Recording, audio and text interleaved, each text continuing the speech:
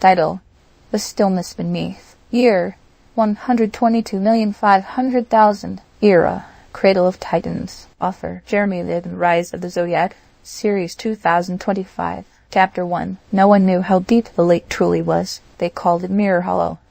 Not because it reflected the sky, but because it revealed what you feared to see. Beneath its surface slept things with ticking hearts and teeth shaped like regret. At the bottom lived the clockmaker. Not a man, not a ghost, something in between. He was said to fix broken timelines and winding fates, placing them in elaborate timepieces that sang with silence. He never surfaced. He waited. Until one day, the unfound shepherd came. She carried no staff, no flock, only a question.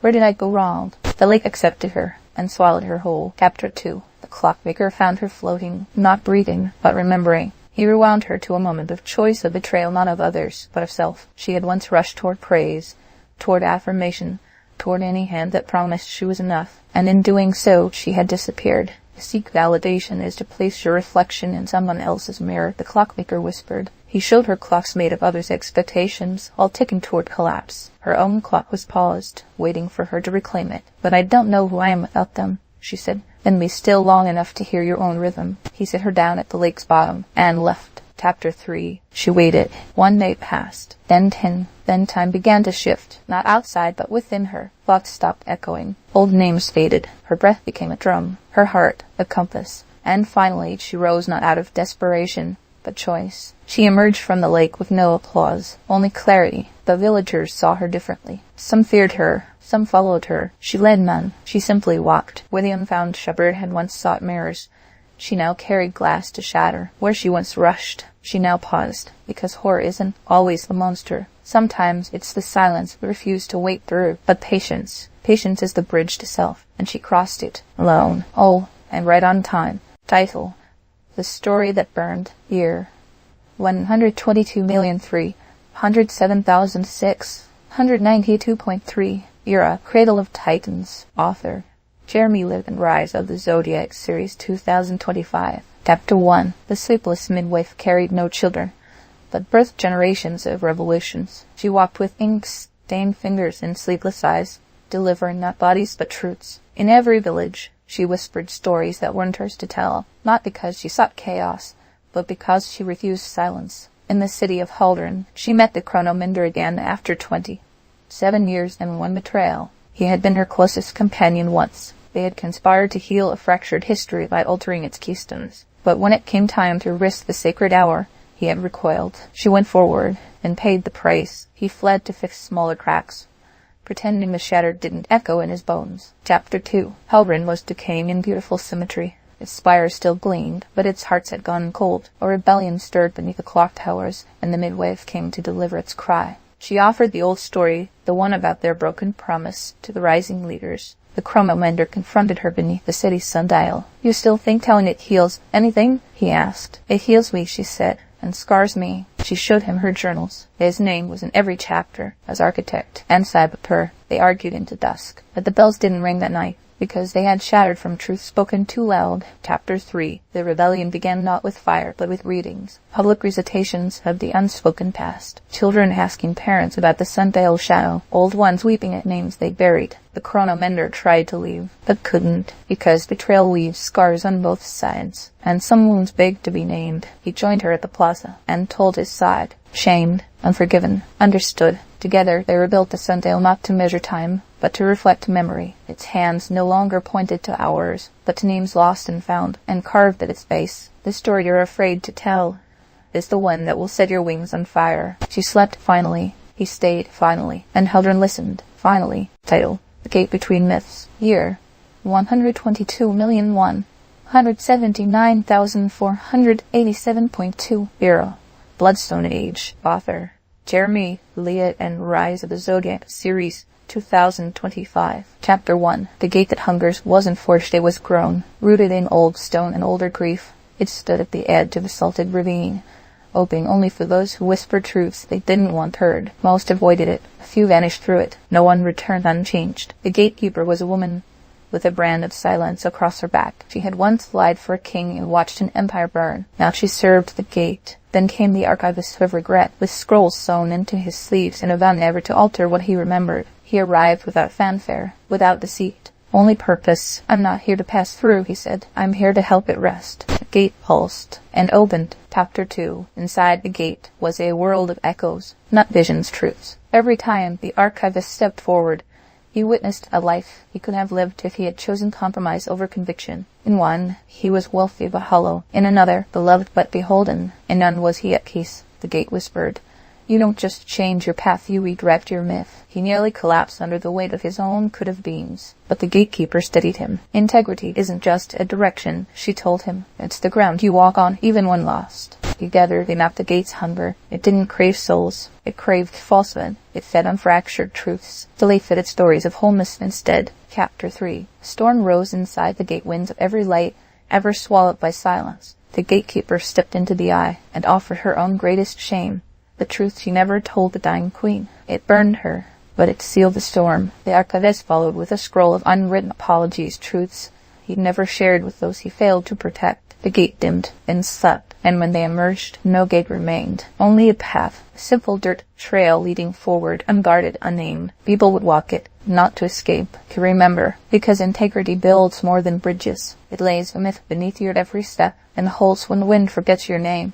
Title: The Root That Spoke. Year: 121,923,076.9. Era: Cradle of Titans. Author: Jeremy Levan. Rise of the Zodiac series 2025. Chapter 1. The saboteur of fate had many names, none of them hers. She was a whisper in vault halls, a ghost among data cores, a breath against glass ceilings. Her targets were leaders or militaries. They were systems that strip mind, memory, and paved over pulse. She was called to the green lock, the last living force wired with synthetic roots and veins of copper. It pulsed beneath the soil, barely alive. Someone had begun poisoning it. Her mission: identify the enemy, dismantle the operation, and disappear. Instead, she found the shadow whisperer waiting, and the trees listening. Chapter 2. The whisper had lived beneath the leaves for years, speaking to moss as if it remembered better times. He didn't fight. He didn't resist. He revealed. Together they traced the poison, not industrial, but ideological.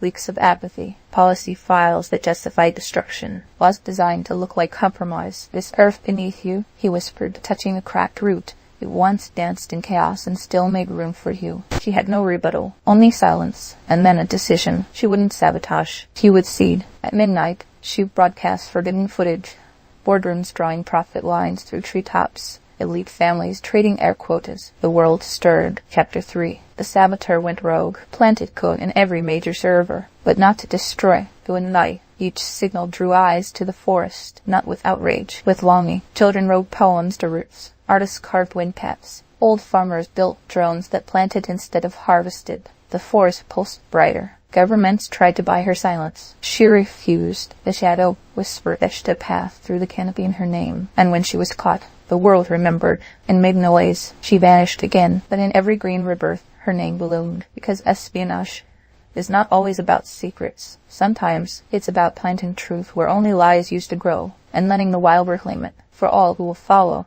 Title: The Compass of Doubt. Year: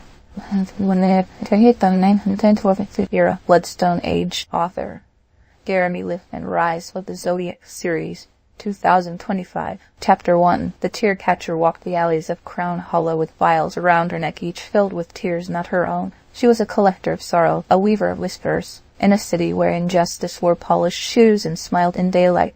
Her trade was forbidden. Emotion was currency. Pain was property. And she stole it, bottled it, so no one else would have to carry it alone. But she wasn't a savior. She was haunted. One day, a note appeared on her door. "Come to the well. Bring the tears." No signature. Only a glyph. A name none dared speak aloud. The one beneath all names. Chapter 2. The well was dry, but its walls breathed. Inside, cloaked in shadow, the one waited not as a monster, but as memory personified. He had once been a prosecutor of the city's sin until they made him strip title. The race record wrote guilt into loyalty. Now he hunted the powerful by feeding truth to those brave enough to listen. He held a mirror to her vials. They are not just sadness. They are maps, and in each tear, names, crimes, patterns. She trembled. "I can't confront them all." He handed her a dagger. "You won't. He'll confront one." Chapter 3. She chose the Minister of Reclamation, a man who smiled as he displaced thousands. She spilled a single tear. file on the courtroom floor and read the names that rose from it. Whispers turned to protests to trial. The minister fell, but she didn't stop shaking. "Was I right?" she asked the one leader. "No," he said. "You were courageous." She wept for herself for once. He caught her tear and left it uncorked, because not all pain should be preserved. Some must breathe, because confronting injustice does not make you pure. It makes you real, and doubt, when met with courage, becomes the compass toward who you must become, even if it costs you peace. Especially then. Idle, the voice between the winds. Year 121,538,461.5. Era. Cradle of Titans. Author Jeremy Levan. Rise of the Zodiac, Series 2025. Chapter 1. The wind-worn stranger arrived in the city of Glass Morrow with nothing but a flute carved from driftbone and a bag of riddles. No one knew where he came from, though some claimed he was a storm given shape. Others a failed oracle seeking redemption. What everyone agreed on was this: he listened. In a city built on perfect silence, where words were currency and laws were encoded in whispers, he disrupted nothing by doing everything differently. He played instead of spoke, and that music stirred the forgotten alleys of the mind. When the tamer of impossible beasts crossed his path, it wasn't coincidence. It was inevitability. Chapter 2. The tamer was a mystery unto herself, known only by the scars she bore and the beasts she calmed, creatures born from collective fears and buried dreams. She heard his flute before she saw him, and in the notes she recognized something missing: her own voice. For years she kept silent to protect her power, believing strength meant control. But the stranger's melody had no leash, only invitation. They met at the Crosswind Archive, where people left behind ideas too dangerous to speak. There she unlocked a sealed vault using only a single whispered truth: her name. The vault echoed back every voice of the city and silence, and it cracked the spires. Chapter 3. Chaos threatened to unravel the ordered silence, but the stranger only played louder. And the tamer, he roared. They led people into the streets, not to riot but to speak. One by one, voices returned. Each word altered reality. Flowers burst from rooftops. Lampposts hummed with poems. Beasts curled peacefully at children's feet. Those empowered tried to mute the movement, but the voices had found each other, and what is found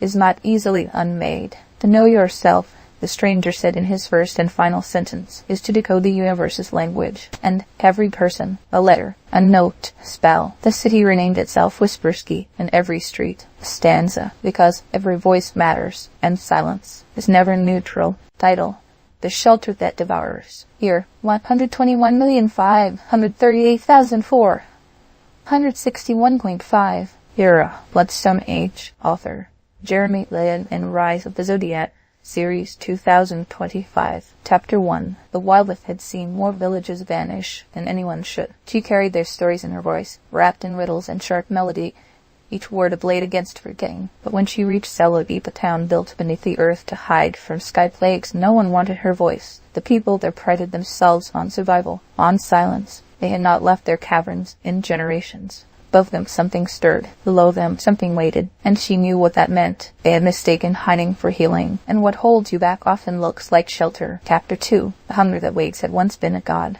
Now it was a need with no mouth and many eyes. It fed on division, on isolation, on the myth of safety and separation. It was already in Selloby, in the silence, in the soil. The wild moth tried to rally the people, but each household clung tighter to its walls. Unity, they said, was how disease spread. Trust, they claimed, was how families fell. Then the lights began to flicker. Then the children began to forget their names. Then the doors refused to open. The hunger whispered, "You are safest alone." She screamed, "Together or never." Chapter 3. She sang every name she carried into the darkness. And they came, not the dead, the nearly dead, those who still remembered songs. They banged on doors, linked arms, shared breath. The town's walls cracked, but so did the hunger's hold. It could not digest unity. It choked on collective courage. In the end, they emerged from Selloby, eyes burned, hands raw, hearts unchained. The wild moth stayed behind, not as prisoner, as guardian. And from the cavern's mouth she called to all who might forget, "You are not safer apart. You are only easier to silence. Because unity isn't comfort, it is resistance. And when common challenges rise, the greatest horror is facing them alone." Title: The Currents We Share. Year 121,217,948.6. Era. Bloodstone Age. Author Jeremy Levan. And Rise of the Zodiac, Series 2025.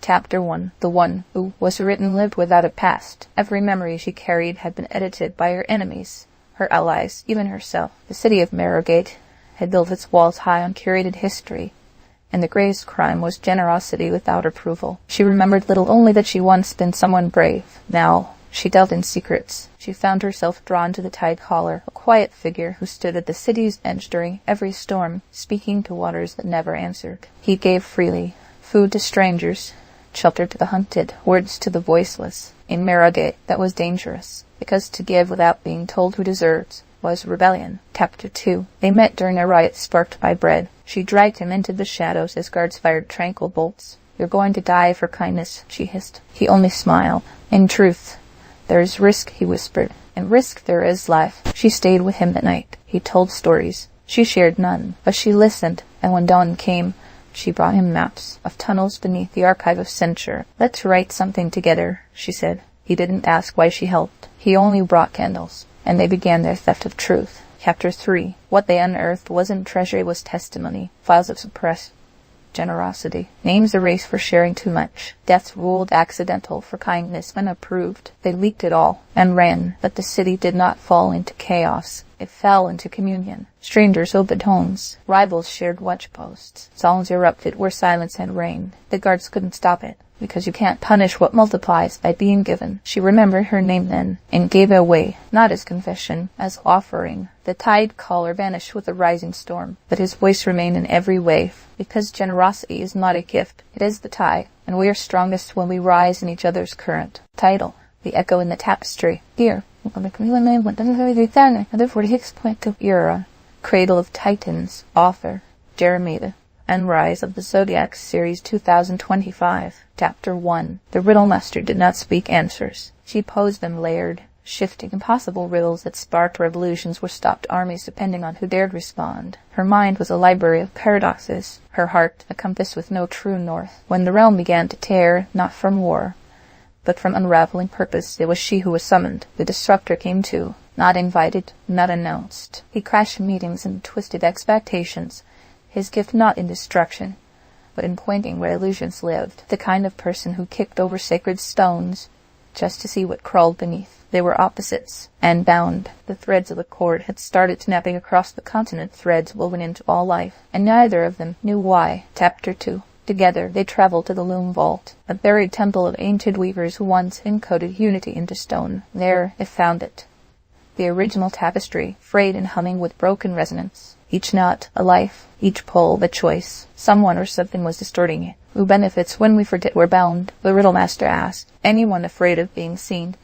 The disruptor replied. They followed the frayed strands to kingdoms where greed hid behind efficiency and cruelty wore the robe of tradition. Each place they visited grew heavier with tension, and yet where they passed, laughter returned, memory rekindled. Hands once clenched began to build again, because resistance does not block strength, it reveals where it lives. Chapter 3. At the edge of the world, they met the Another, a being born from centuries of apathy. It offered freedom, true detachment, no ties, no responsibilities, no pain, no interconnection. The disruptor murmured, "No future," the Riddle-master added. They answered the final riddle together. What survives every ending? Connection, not the strands, the space between them. They knelt, not in surrender, in choice, and retied the first thread. The world pulsed, the tapestry hung whole again. Another faded, unneeded, unnamed. The Riddle-master returned to her questions, the disruptor to his storms. But across the realm, children now played with string, wove bracelets in pairs, and whispered that every knot told a story, one we're all still writing. Title: The Choice Cloaked in Stillness. Year: 197.485.8 Era. Bloodstone Age. Author: Jeremy Levan. And Rise of the Zodiac Series 2025. Chapter 1. The whisper of shame lived behind the alleys of Gold Scar's wealth. Tucked in the crevice were law and lost-touched fingertips. She was not a thief. She was a witness. She kept ledgers of everything taken that no one wanted to claim. About stolen objects, stolen trust, broken pacts, abandoned burdens. She marked each name in ash on parchment made from silence. Gold Scar had become a haven for convenience over courage. The crime syndicates didn't rule by force. They ruled by shared deniability. And when the name that refuses returned from exile, everything trembled, because she had once upheld the system, and now she had come to break it. Chapter 2. They met at a burned courthouse. "You tracked the fracture," said the name. "He left the hammer," the whisper replied. Together they built something dangerous.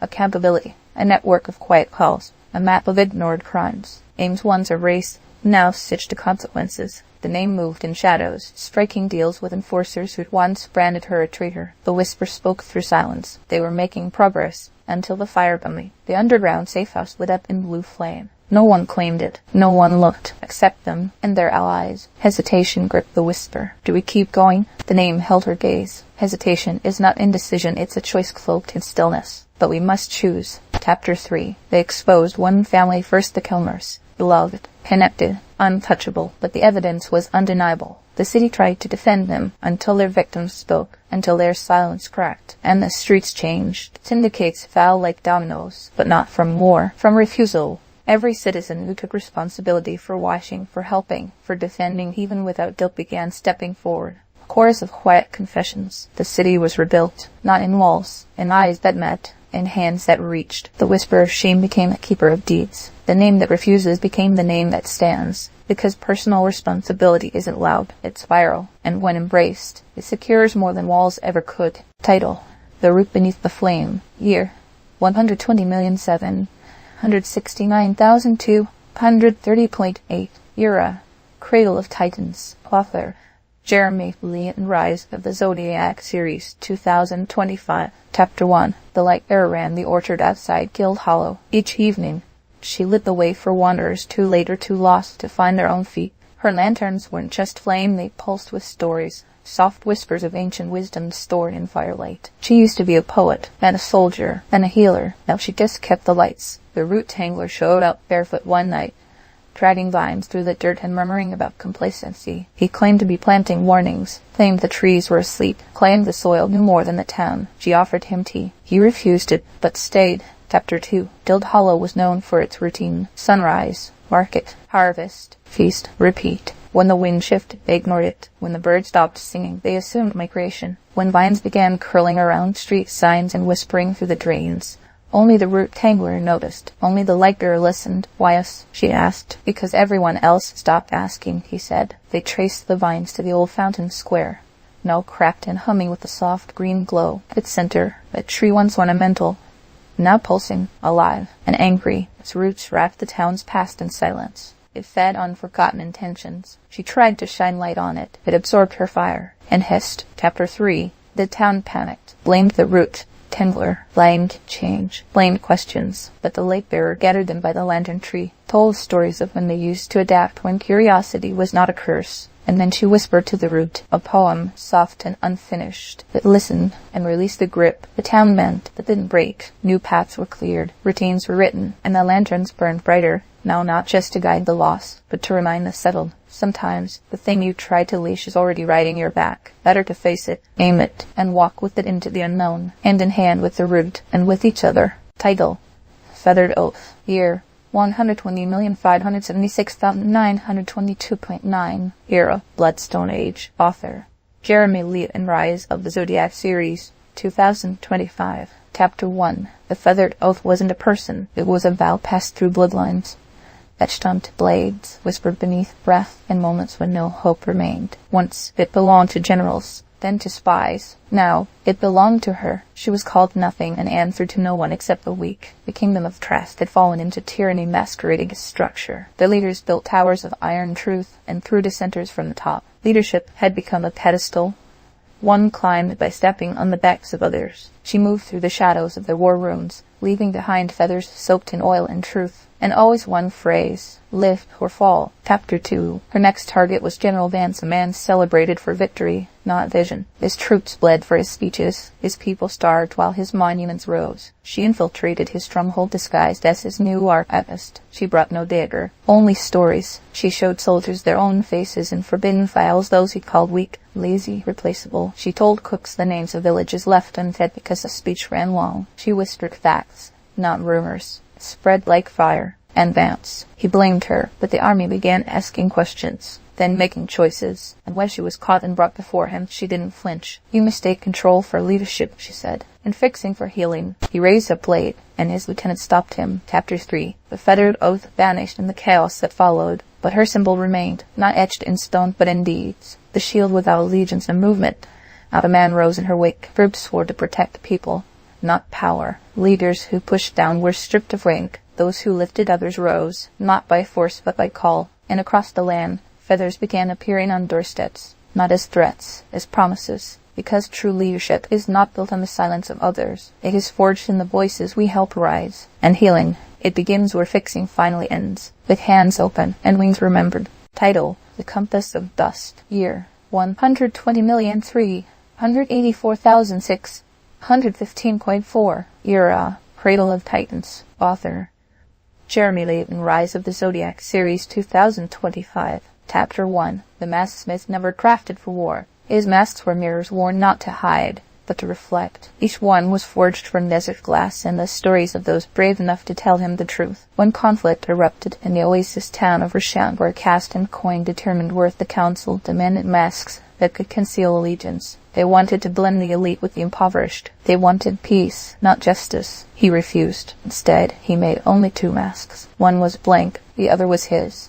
and he gave them both to the Sandwalker, a girl who had never chosen a side because no side had ever chosen her. Chapter 2. The Sandwalker walked barefoot into council chambers, wore the blank mask, and listened. Factions yelled, demanded, accused, justified. Then she spoke. If you all wear masks, you might forget who you are, but if I wear one, you'll never forget what you did. They scoffed. So she left, and walked the alleys, sat with the gutter dwellers, braided stories, and offered them the Masked Smith's second gift, her face, unhidden, and the truth. Uncertainty is not the void, it is the compass. The town began to change, not from outside decree, from within. Chapter 3. The conflict worsened before it improved. Secrets surfaced. Old debts clawed through the sand, but every mask the Masked Smith made now bore cracks, intentional reminders that perfection was a prison. Sandwalker was beaten once. She rose, silenced once. She sang, and when the town was ready, she returned to council. This time, everyone wore her masks, cracked, honest, and in the center seat, an empty chair, for uncertainty, to remind them all that questions guide deeper than answers. That conflict, when walked with open hands, does not destroy, it reveals, and what it reveals is a chance to choose again, and again, and again, until the masks fall, and we see each other truly.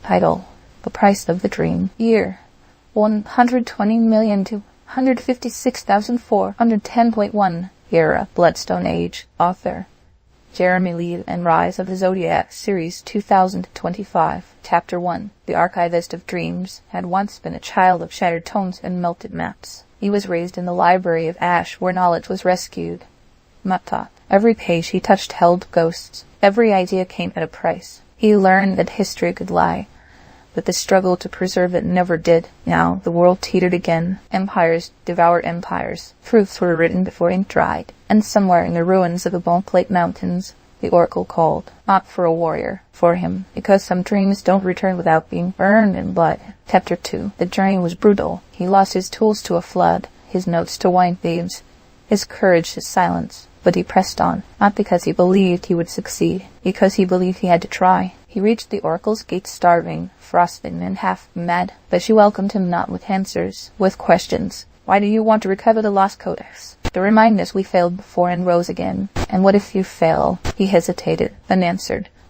Then I'd teach others how I did. She opened the gate. He fell. Chapter 3. Within, he saw every version of himself that gave up. Each failure, each betrayal, each retreat. He stood among them, then walked through them. At the center of the Oracle's chamber, the codex waited, but it was blank. You didn't come to read it, the Oracle said. You came to write it. He dipped his fingers in ink and tears, and wrote the story of his journey not as triumph, but as testament. It is the cost that sanctifies the prize, he whispered. And when he emerged, others followed his path, not to find the codex, to write their own. Because resilience is not about avoiding failure. It is about returning to the pen, even when the page burns, especially then.